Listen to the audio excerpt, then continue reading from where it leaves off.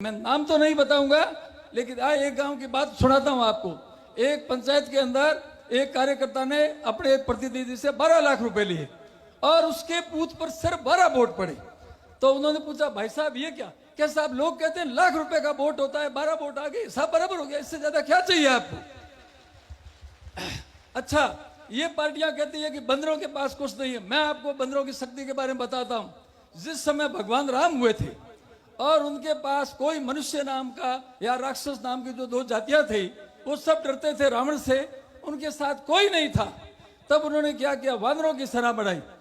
अब हनुमान जी उनके संयोजक थे। हनुमान जी ने कहा कि राम ने पूछा, भाई ये बंदर बिना अस्त्र के शस्त्र के कैसे लड़ेंगे?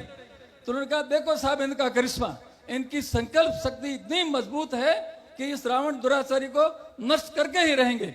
और उन्हीं वानरों ने अपनी मदद से, अपनी हिम्मत से, अपने हाथों से पत्थर उठा करके, जमीन के वृक्षों के पेड़ उठा करके पुल बनाया और बिना अस्त्र शस्त्र के उस दुष्ट रावण के सामने, जो कि रथ पे आते थे, उसकी बहुत बड़ी सेना थी, उन सबसे लोहा लिया।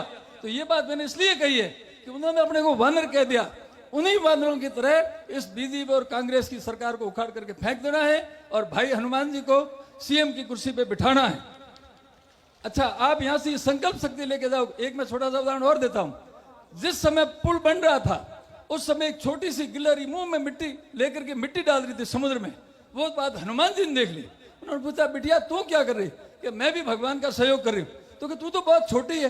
तो छोटी है तो क्या हुआ, मैं मदद नहीं कर सकती क्या?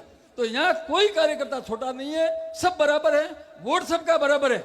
और यहाँ जो भीड़ आई है, वो ये संकल्प दे दो कि हम कम से कम 50 वोट तो आरएलपी को दिलवाई देंगे, तब जीत आएगी। भाई सत्ता पे कब्जा करोगे तब ये आमूलचूल परिवर्तन होगा।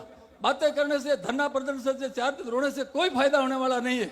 जिस घर का मुखिया ऐसा हो, जिसकी बहुएं, जिसके बच्चे रोते रहे कि बाबा आज आटो को नहीं, बाबा आज दाल को नहीं, लिया थोड़ा डोडा लावण दूं, वे कौन कदे ही नहीं। ऐसे मुखिया को हटा दो कुर्सी से और ऐसा मुखिया बनाओ जो ये ध्यान रखे कि जनता को किस बात की जरूरत है। बार बार हम इकट्ठे होते हैं, रोडों पे रोते हैं, कोई सुनता नहीं। ऐसे देता कि क्या जरूरत है। हनुमान जी भी शायद सुन लेंगे कि उनसे भी मेरा यही निवेदन रहेगा कि जनता को बिना पूछे उनकी सारी समस्या का समाधान जिस ढंग से भगवान राम ने त्रेता युग में करके राम राज्य स्थापित किया था, उसी ढंग से उनकी सत्ता आवे तो वो भी हमारे यहाँ सुशासन स्थापित करे।